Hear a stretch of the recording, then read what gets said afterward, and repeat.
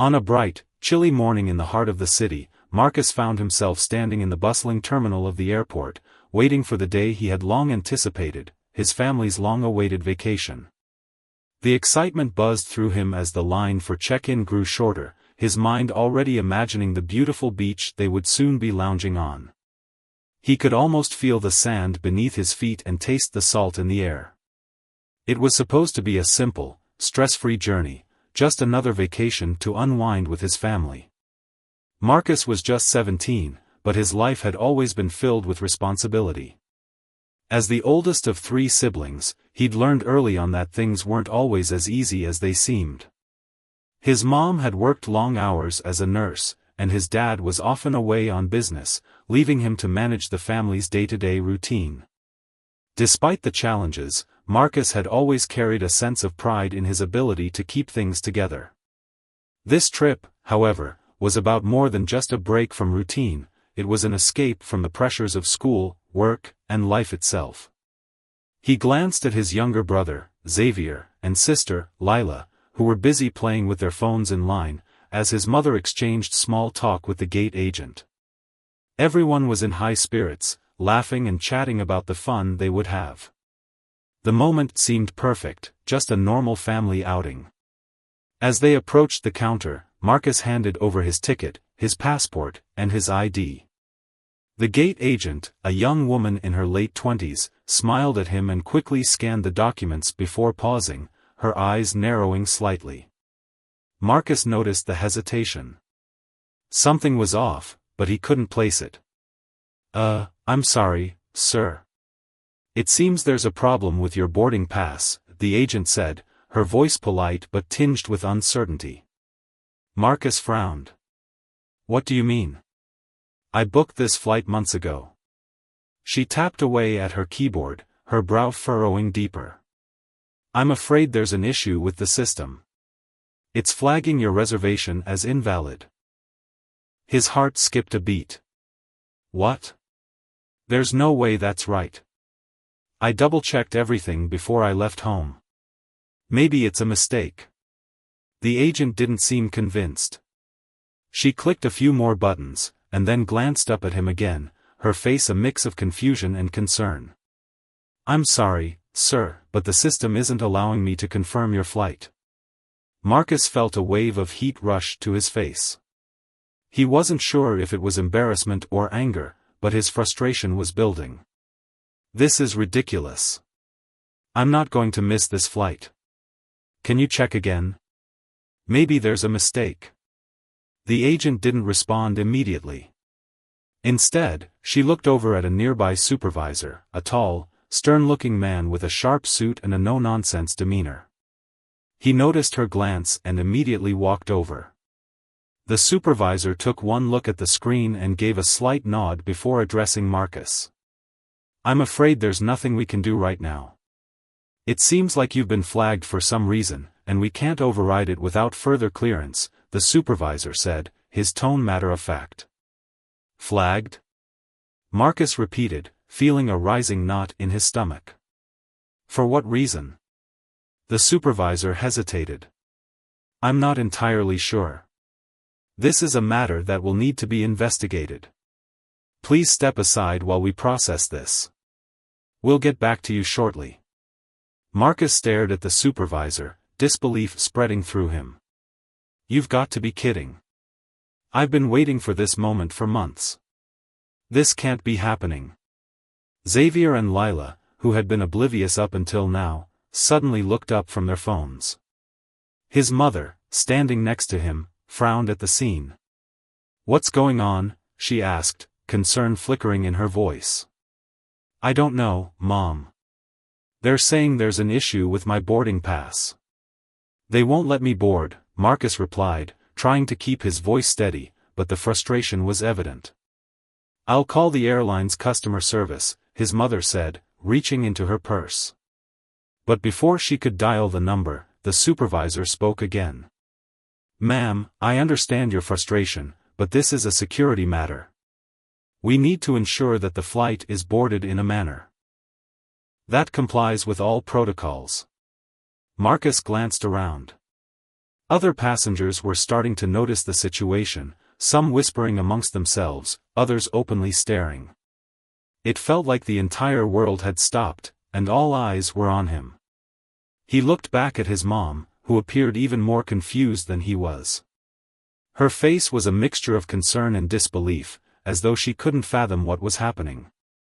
This wasn't supposed to be a stressful experience, it was supposed to be a vacation, a break from everything that had been weighing on them. But now, Marcus found himself trapped in the middle of something far more complicated. There was no clear explanation, no concrete reason for the sudden roadblock. And yet, he was being forced to stay behind while the rest of his family proceeded to board the plane. The gate agent and supervisor exchanged a few more words, and before long, a security guard appeared beside them. "Please follow me," the guard said, his voice firm but not unfriendly. Marcus' heart sank as he glanced at his family.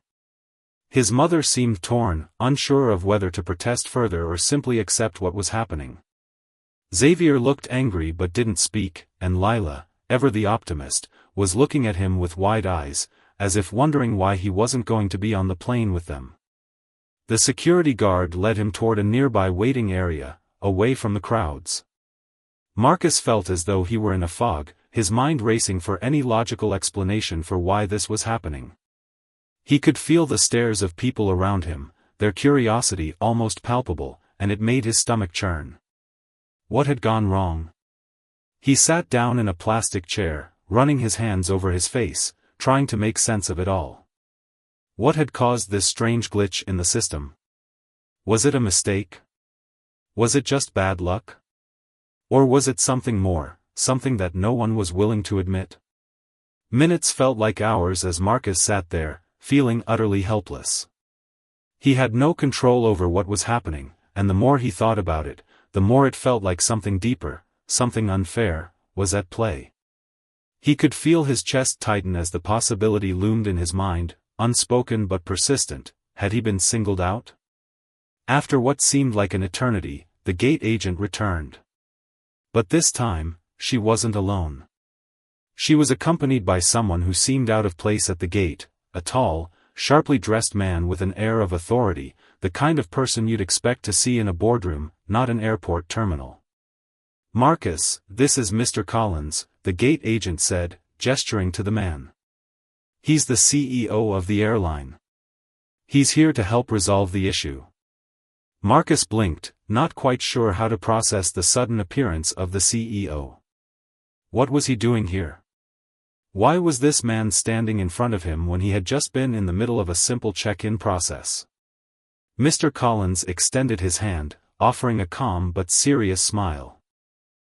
"Marcus, I understand there's been a problem with your boarding pass," he said, his voice smooth and reassuring. "I've been made aware of the situation, and I'm here to make sure we resolve it." Marcus opened his mouth, but no words came out. His head was spinning. This was the CEO? The man who ran the entire airline? Why was he involved in a situation like this? "I know this is frustrating," Mr. Collins continued, "but I want you to know that we are going to get this straightened out." Marcus felt a strange mixture of confusion and disbelief as the CEO, Mr. Collins, stood before him. The situation had escalated beyond anything he could have imagined, and now here was the head of the entire airline, addressing him directly. He had been caught off guard when the gate agent had called him over, but now, standing face to face with this powerful figure, he didn't know what to say. Mr. Collins' calm demeanor contrasted sharply with the storm brewing in Marcus' chest. His mind raced, desperately trying to piece together the events that had led him here. Mr. Collins didn't wait for Marcus to speak. Instead, he took a seat beside him in the waiting area, his posture relaxed but attentive. "I want to make this right," Mr. Collins said, his voice steady. "I've seen the initial report, and I want to be completely transparent with you.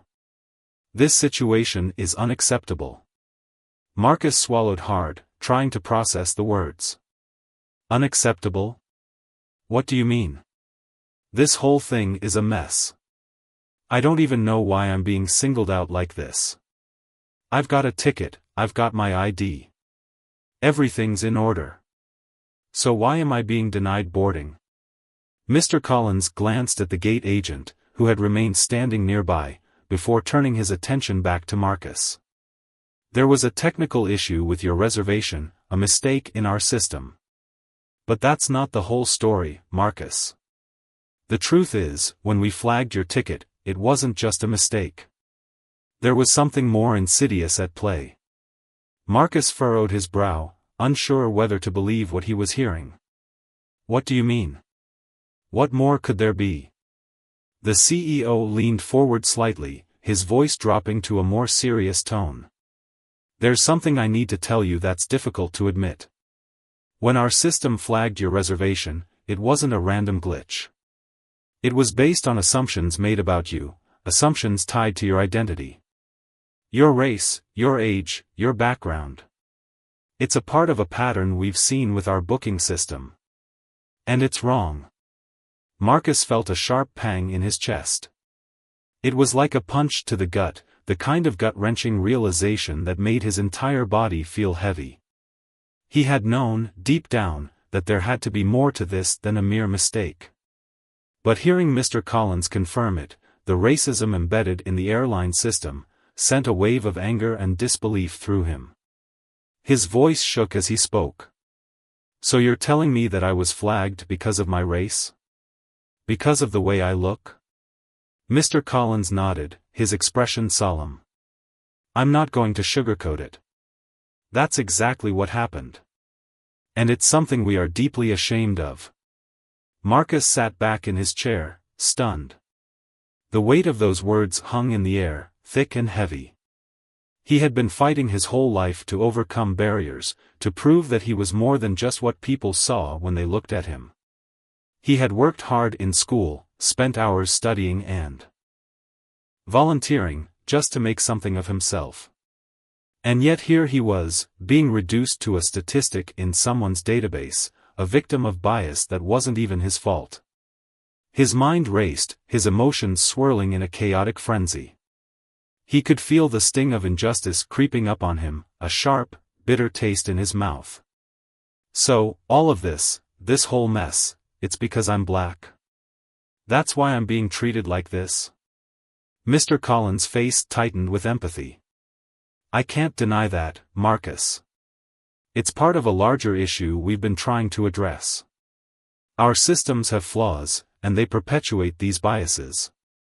But what matters now is that we make this right. We need to fix this, not just for you, but for everyone who's been impacted by it. Marcus felt a momentary flicker of hope, but it was quickly overshadowed by the anger that surged through him.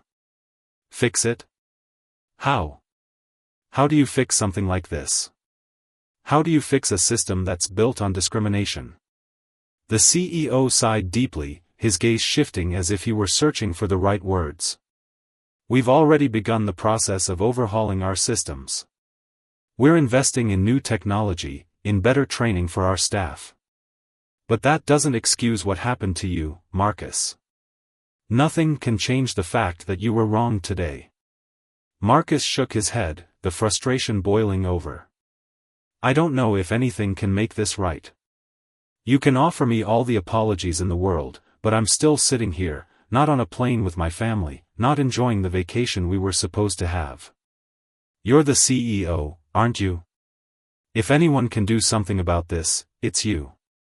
So why don't you just fix it? Why am I still stuck here? Mr. Collins hesitated for a moment, then stood up. I'm going to make a call.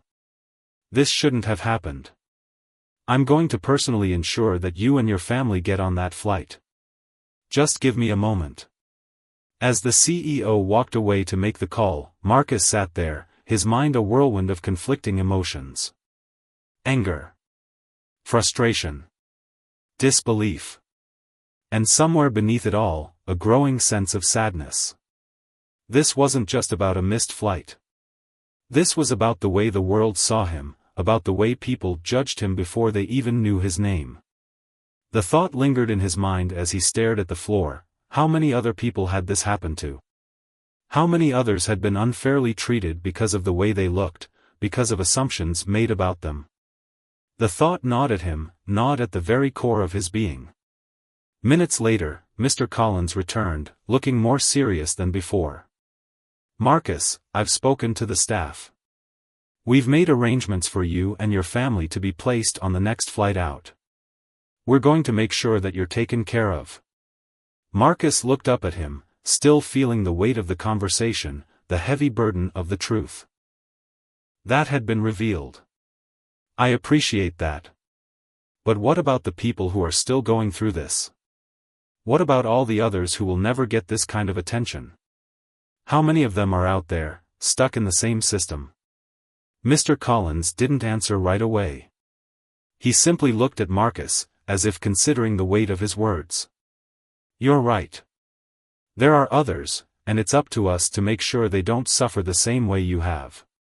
This isn't just about you.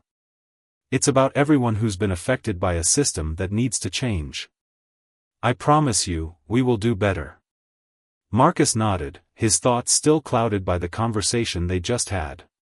The CEO's words offered some comfort, but they didn't undo the damage that had been done.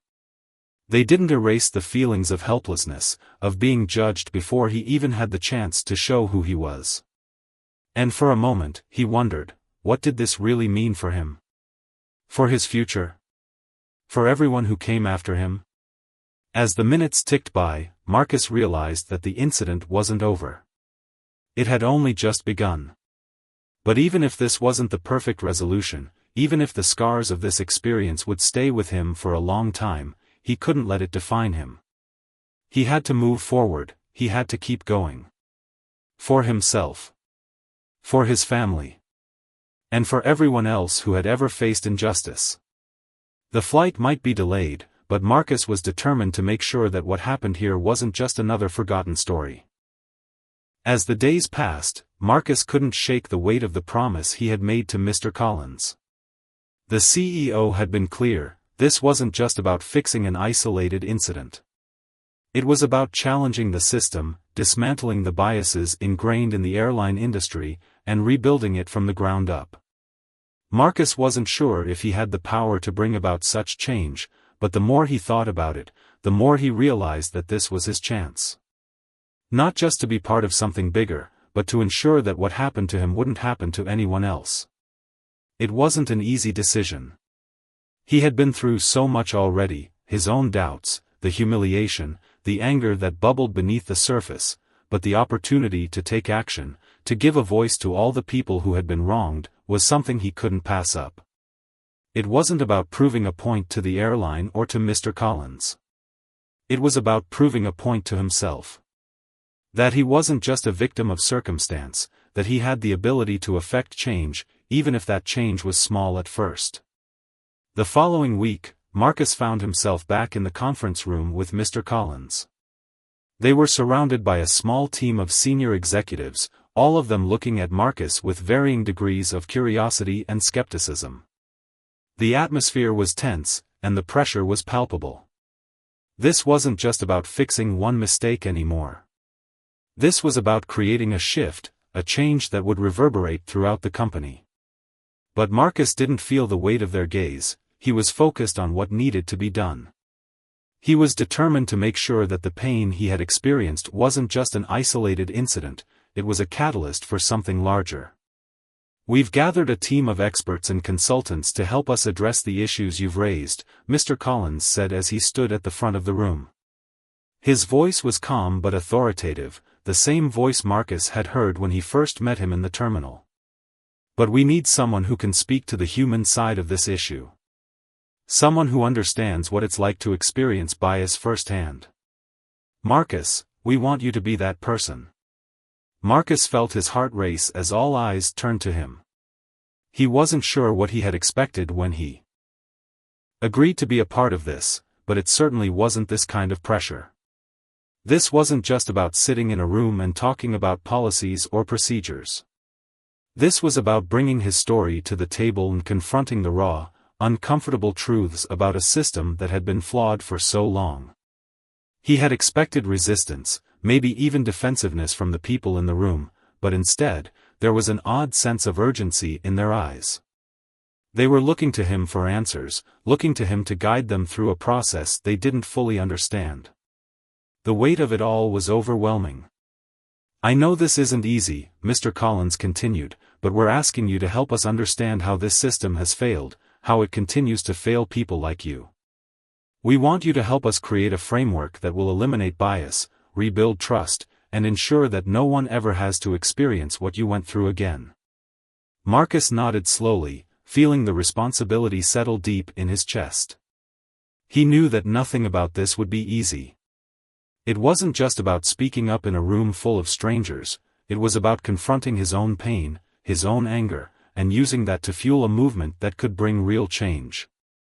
The thought terrified him, but at the same time, it also ignited something in him. It was a call to action, and he wasn't about to back down. The conversation that followed was a whirlwind of ideas, suggestions, and plans. Marcus listened intently as the team discussed everything from improving employee training to overhauling the airline's entire reservation system. They talked about diversifying their hiring practices, addressing the ways in which certain demographics were more likely to be flagged by their system, and implementing new protocols that would force the airline to think critically about how it treated its customers. It was an overwhelming process, and there were moments when Marcus felt like he was drowning in the details, but he pressed on, knowing that every little step they took would move them closer to the ultimate goal, a system that treated everyone equally, regardless of their race, gender, or background. As the meeting continued, Marcus found himself becoming more vocal, more confident in his ability to lead the conversation. He shared his personal experience, describing how it felt to be singled out, how it felt to be denied something as simple as a seat on a plane, simply because of who he was. He didn't sugarcoat his words. He didn't soften the impact of what had happened. He made sure they understood the gravity of the situation, the way it made him feel like less of a person, like a commodity to be processed and discarded without consideration. The executives in the room listened. They didn't interrupt, didn't make excuses. They were silent, absorbing everything he said. It was the first time in his life that Marcus felt like his voice truly mattered. He wasn't just being heard, he was being taken seriously. As the meeting drew to a close, Mr. Collins stood and looked around the room. "This is just the beginning," he said, his tone resolute. "We have a long road ahead of us, but with Marcus's help, I believe we can build something that's better, something that doesn't just serve our bottom line, but serves our passengers, every passenger. I won't rest until we make this right." Marcus couldn't help but feel a sense of pride swelling within him. It wasn't about the applause or the accolades. It was about the feeling that, for once, his experiences mattered, that his voice could be part of something that would make a tangible difference. He wasn't just fighting for himself anymore. He was fighting for all the people who had been overlooked, underestimated, or mistreated because of the way they looked or the assumptions people made about them. He could already see the potential for change on the horizon, and for the first time in a long time, he felt like he was part of something important.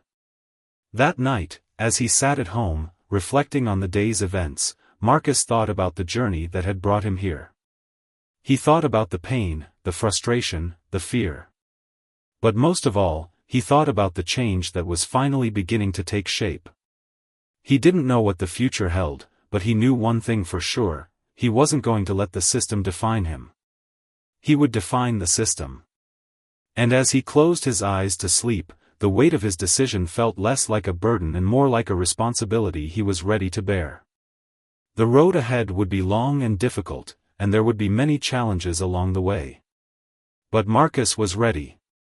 He knew that every step, no matter how small, was a step toward the future he had always dreamed of, a future where everyone, regardless of who they were, would be treated with the dignity and respect they deserved.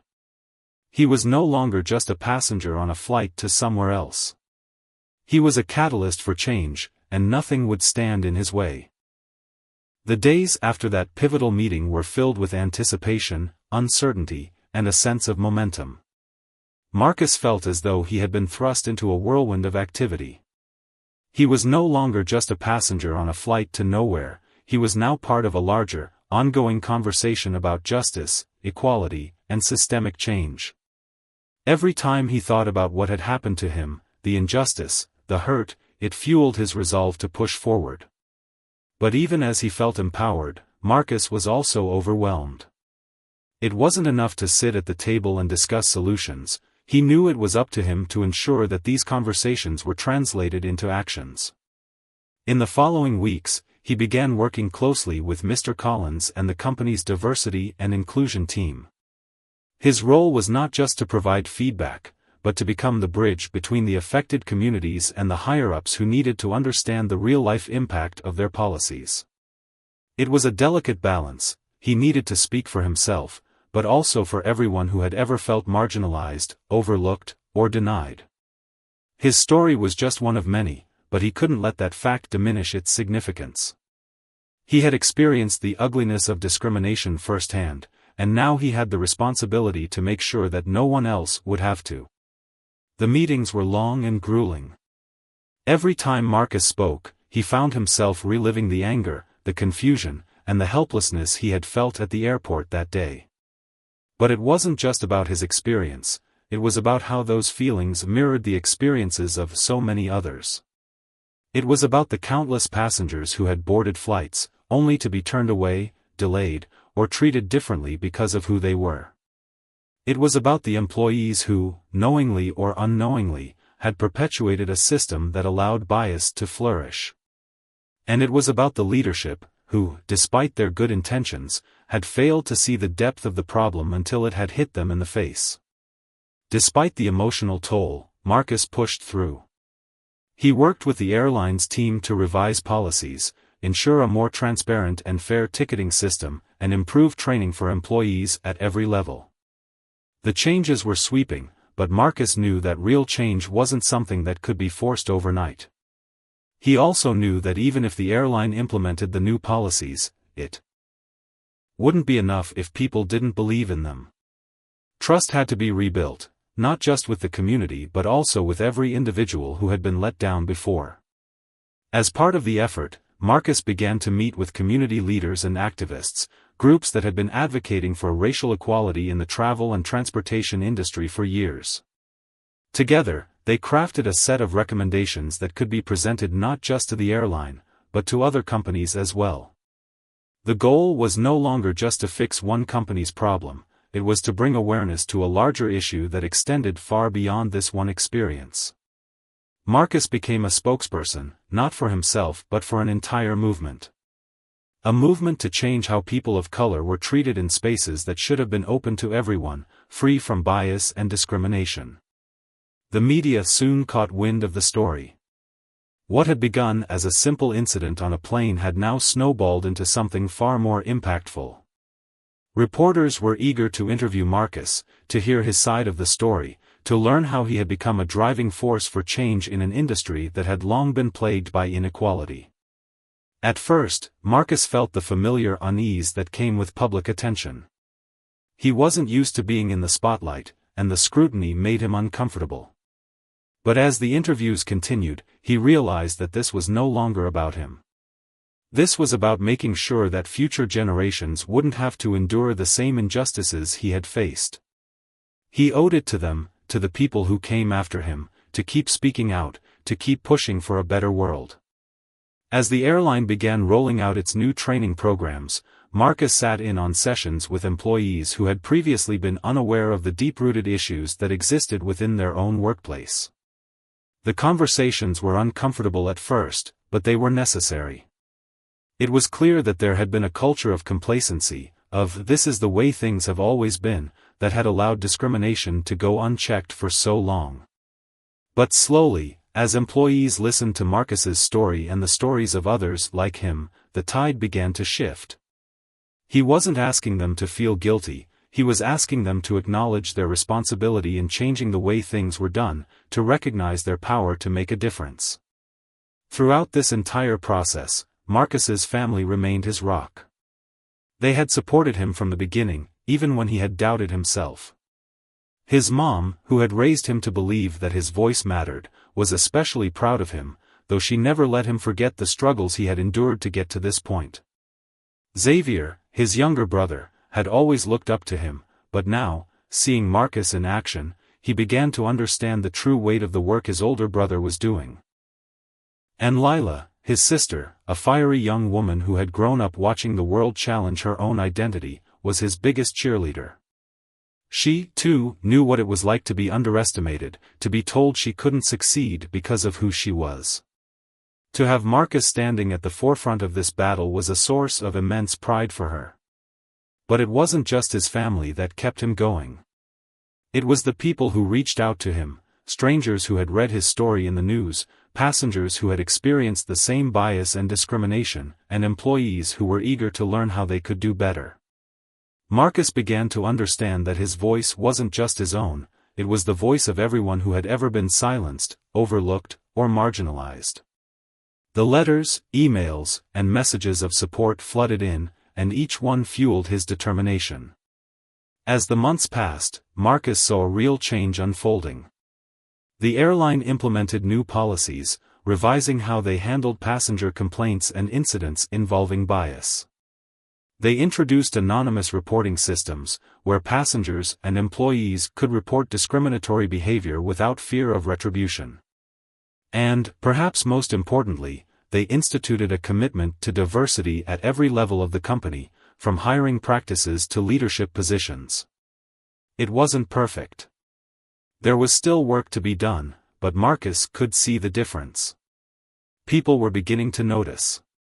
People were beginning to care. But as much as the success of the changes felt like a victory, Marcus knew that his work wasn't done. It wasn't just about making the airline a better place, it was about making society a better place. The story of the airline, his story, had only been a spark. It was up to everyone to keep the fire alive, to keep pushing for the kind of world where no one would ever have to face what he had faced again.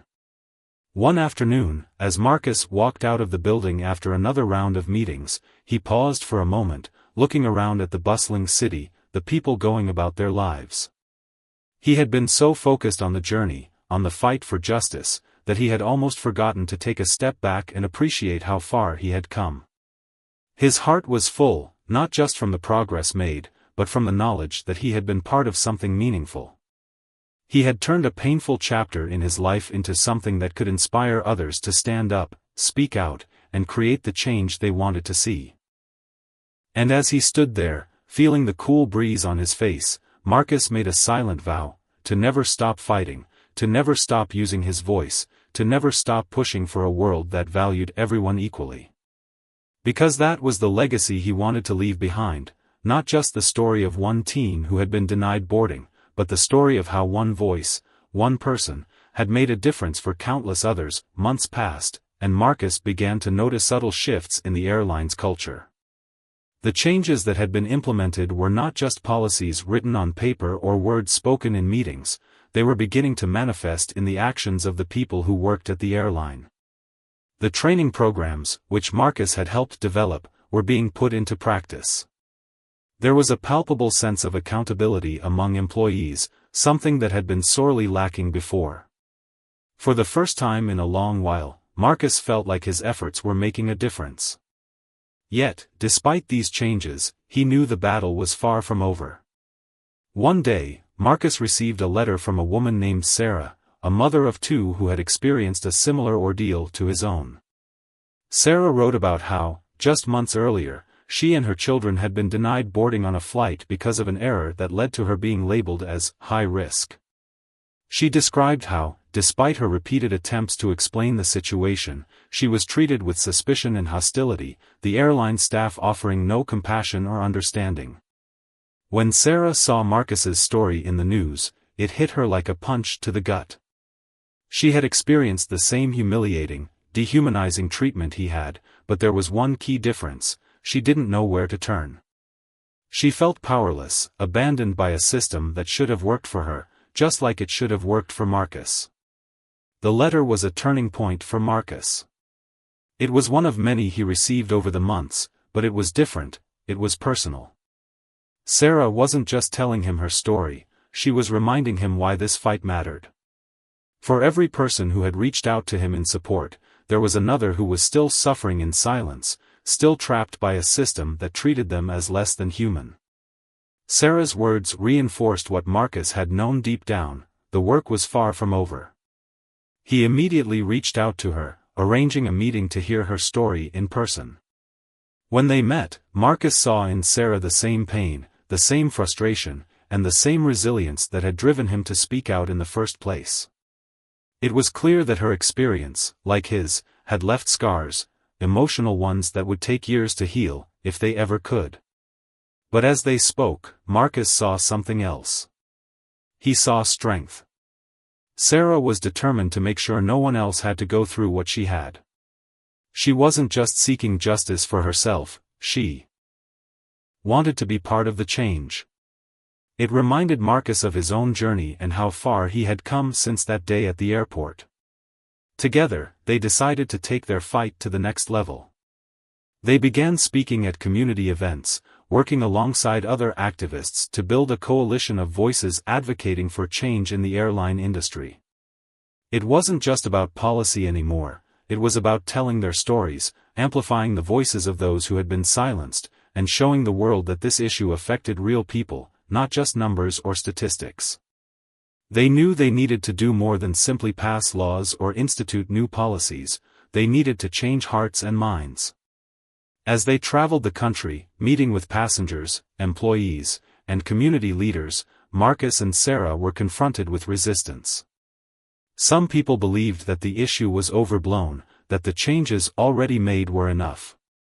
Others argued that the airline industry was too entrenched in its ways to ever truly change. But Marcus and Sarah refused to back down.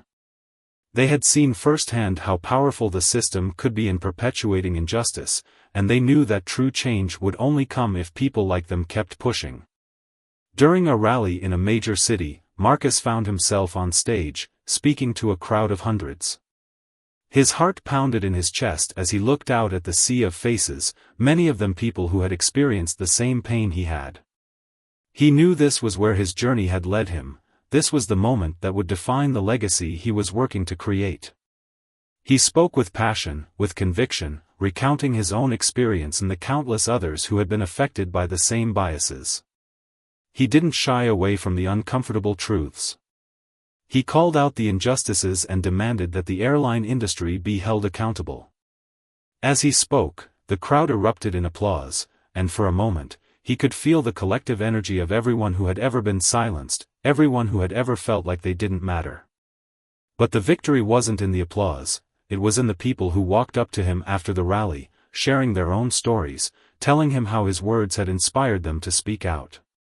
It was in the countless people who now saw Marcus not just as a victim, but as a leader, a voice for the voiceless. It was in the knowledge that his fight had sparked something larger than himself, a movement that was growing with every story shared, with every person who stood up and said, "I won't be silent anymore." Despite the momentum, Marcus couldn't help but feel the weight of the journey. The road to real change was never linear. For every victory, there were setbacks, for every win, there were new challenges to face. But he had come to realize that this was the nature of progress. It was messy, it was uncomfortable, and it didn't happen overnight. The work was never done. But with every step, with every story, with every new voice added to the chorus, he knew they were getting closer to the world they wanted to create. A few months later, Marcus received an invitation to speak at an international conference on racial equality and justice, an event that would bring together leaders, activists, and changemakers from around the world.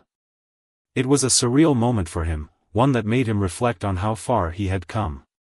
From the teenager denied boarding at the airport to a recognized leader in the fight for racial equality, Marcus couldn't help but feel a sense of pride. This was not the path he had envisioned for himself, but it was the one he had chosen, and it had led him to a place where his voice could truly make a difference. As he prepared for his speech at the conference, Marcus thought about the journey that had brought him here. The pain, the fear, the doubts, the setbacks, all of it had shaped him into the person he had become. And yet, as he looked out at the world that awaited him, he knew that there was still so much work to be done. The airline had changed, and the movement he had helped start was growing, but that wasn't enough. The fight for justice didn't end with one victory. It didn't end with one policy change or one law passed. It was a constant, ongoing struggle, a fight for equality, for dignity, for respect. And as long as there were people like Marcus and Sarah, people who refused to be silenced, the fight would continue. Standing on that stage, Marcus spoke not just for himself, but for everyone who had ever felt the sting of discrimination, for every person who had been denied their basic rights because of who they were. His words were not just a call for action, they were a call for unity, for solidarity, for a future where no one would ever have to face the same injustice he had. The journey was far from over, but Marcus knew that as long as he had a voice, he would never stop fighting. And as the crowd erupted into applause, he realized that they weren't just applauding him, they were applauding the future they were building together, a future where everyone would be treated with the dignity and respect they deserved. As Marcus left the conference, he was overwhelmed by the magnitude of what had just occurred. He had stood in front of an international audience, not just sharing his story, but representing a collective movement, a movement fueled by the voices of people from all walks of life who had been affected by the same injustices. He had spoken not just for himself, but for everyone who had ever been overlooked, dismissed, or oppressed. The applause had been deafening, but the weight of it was not just from the recognition, it was from the realization that his work was far from over. Even as Marcus returned to his routine, the world outside had changed. His story was now global, and the impact of his advocacy was evident. Conversations about racial equality in the airline industry, and beyond, were being held in boardrooms, classrooms, and living rooms all over the world. Corporations, governments, and organizations were being forced to confront the systemic problems that had existed for far too long.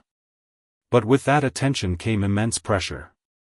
Marcus had become the face of a movement, and while he felt deeply honored, he also felt the heavy responsibility that came with it. The change he had worked so hard for had begun, but it was fragile. Each new day brought its own challenges, its own hurdles. There were people who resisted the changes, who denied that discrimination still existed in the ways that Marcus and others had so courageously pointed out. Some believed that progress was a mere fad, a passing moment of political correctness that would eventually fade away. Others, however, believed that the momentum could not be stopped, that the world was beginning to see things in a new light. Marcus knew that even the smallest setbacks could undo all that had been achieved. He couldn't afford to let his guard down, not now. The work had only just begun, and he needed to stay vigilant. But despite the challenges, there were moments when he felt a deep sense of fulfillment, moments when he saw how much the world had shifted because of his story, because of the stories of people like Sarah and countless others who had come together to make a stand.